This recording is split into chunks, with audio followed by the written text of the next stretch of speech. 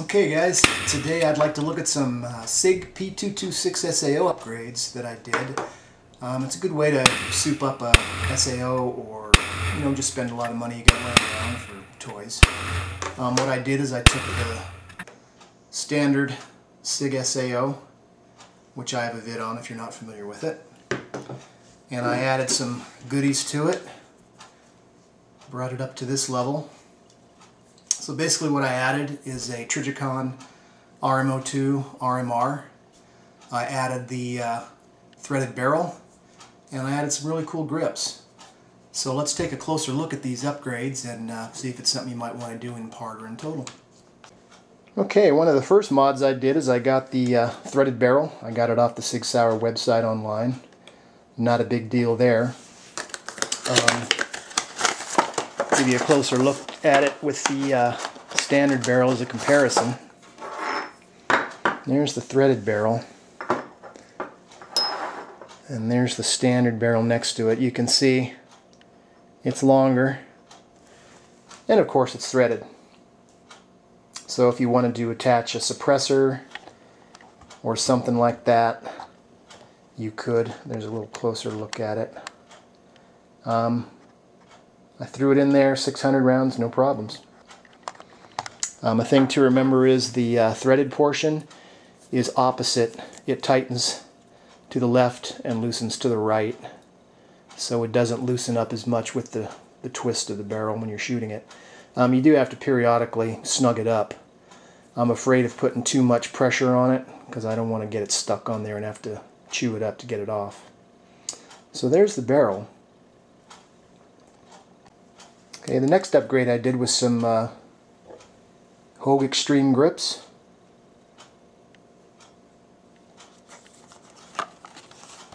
I'm just giving you a look at the packaging here. These are actually the old grips. I've already put them on. No drama there. Just take the screws out and put them on. They fit really well, and I think they're a whole lot nicer than the standard grips. They have a cool look to them. The seams are just as tight as the factory models.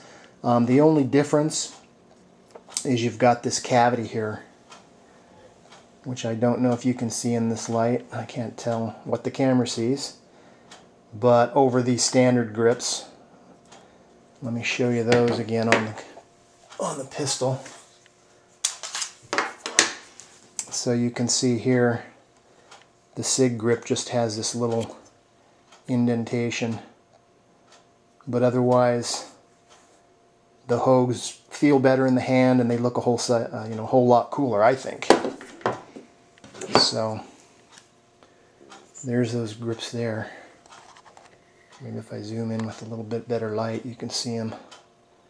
Anyway, I really like those. I think they just look cooler than shit. Okay, let's get to the good stuff. There's my coolest and most expensive upgrade.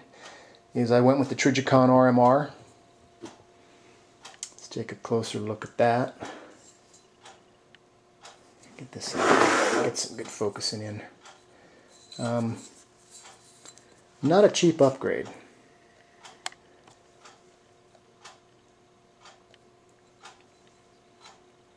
But you can see there's the up and down adjustment.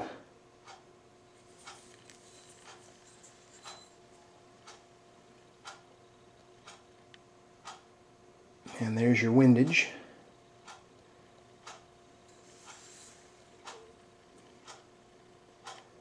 It has a 6.5 MOA dot.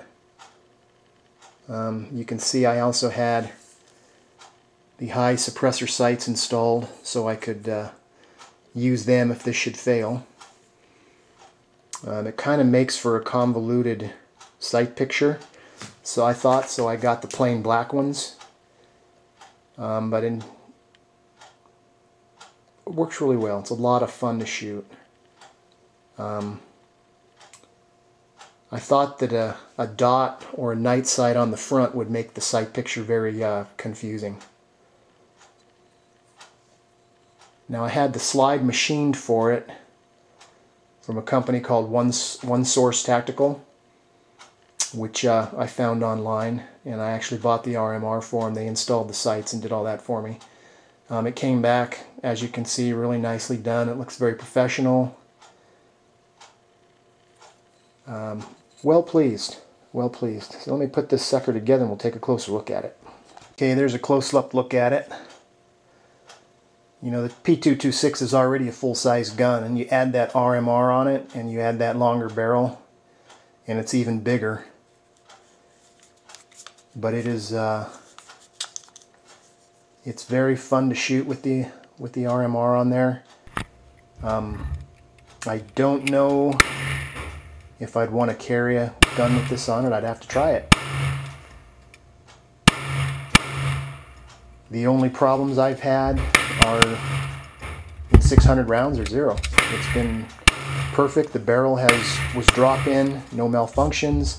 The RMR has stayed on there. It's stayed within where I adjusted it.